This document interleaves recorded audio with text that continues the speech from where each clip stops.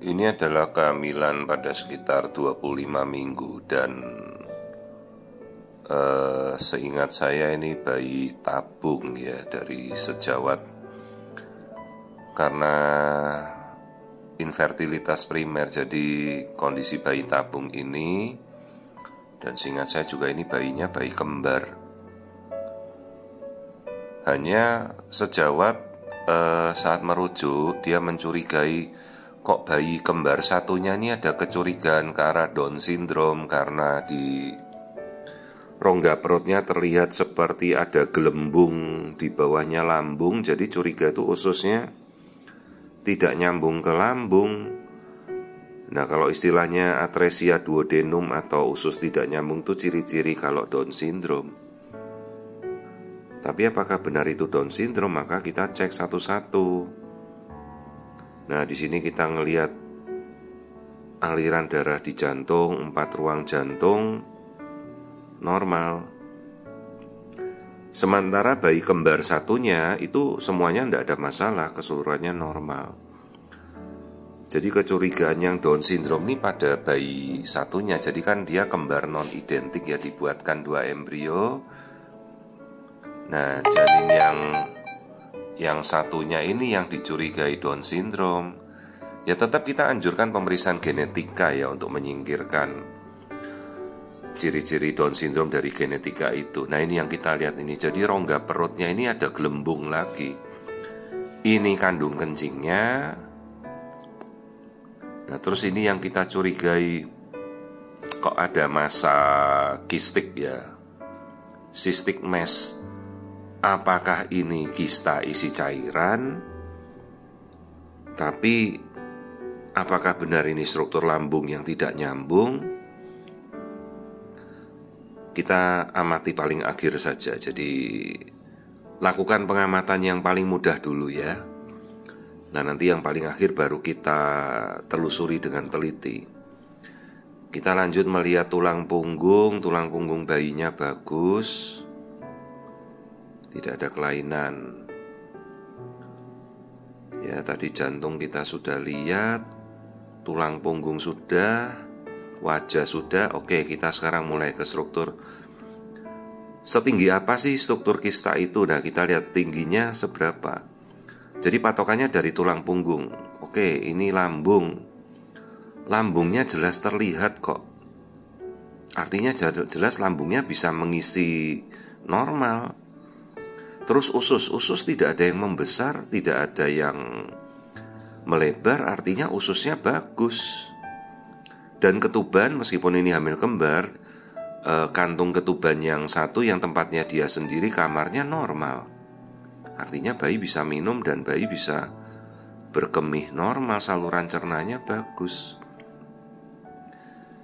Jadi struktur apa itu sebenarnya kita belum tahu.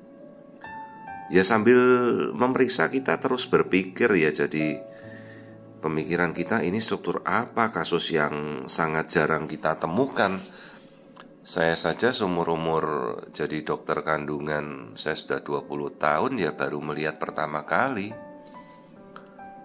Untunglah kemudian kita berpikir untuk menyalakan Doppler aliran darah. Jadi kita sambil berpikir, ini lambungnya ada, kok ada struktur kista di tengah perut, bentuknya seperti usus. Nah, begitu kita nyalakan Doppler arus darah, ternyata itu aliran darahnya nyambung, terusannya pembuluh darah di jantung. Jadi kalau di sepanjang bagian tubuh belakang itu kan aorta. Lah ini terusannya dari vena yang masuk ke dalam jantung, terus turun ke jantung ke liver. Jadi pembuluh darah ke liver itu adalah vena porta hepatis, portal vein, hepatic vein, di mana ujung dari hepatic veinnya ini varises, buntu di situ. Jadi vena porta hepatiknya ini membengkak, varises, buntu, yang harusnya dia memberikan percabangan ke arah liver ya, termasuk pembuluh darah biliaris, traktus biliaris. Jadi kadang-kadang di area liver dan sekitarnya, jadi dia tidak membentuk aliran darah biliar, jadi bisa atresia biliar. Ini kasus yang sangat langka, saya sendiri baru pertama kali menemukan. Jadi nanti begitu bayi lahir ya kita sudah harus berkonsul ke dokter spesialis pembuluh darah jantung vaskular. Bedah anak juga harus kita ini, karena kalau dia benar atresia biliaris, ini pembuluh darahnya yang memberi makan ke liver dan kandung empedunya kan tidak berfungsi, bisa kuning spontan dia bayinya, ikterik sejak lahir. Ini jelas kasus-kasus yang berat ya, tidak tahu kita bagaimana kelanjutannya kelak setelah lahir, apakah bisa ditangani juga, karena kasusnya sangat langka.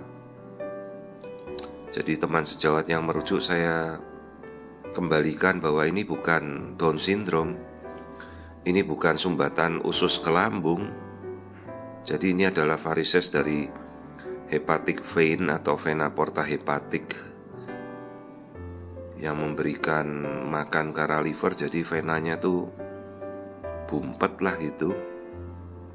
Jadi struktur kista yang kita lihat di perut itu ternyata itu pembuluh darah yang membengkak, varises. Ya itu dia. Jadi terusan dari pembuluh darah yang bagian bawah itu dia masuknya harusnya ke liver. Jadi terjadi varises di livernya, vena portanya membengkak. Jadi ini aliran darahnya, jadi hepatic vein-nya dia membengkak di situ. Dan ini aliran darahnya turbulen, jadi ya cuma muter-muter di situ saja pembuluh darahnya, tidak lancar.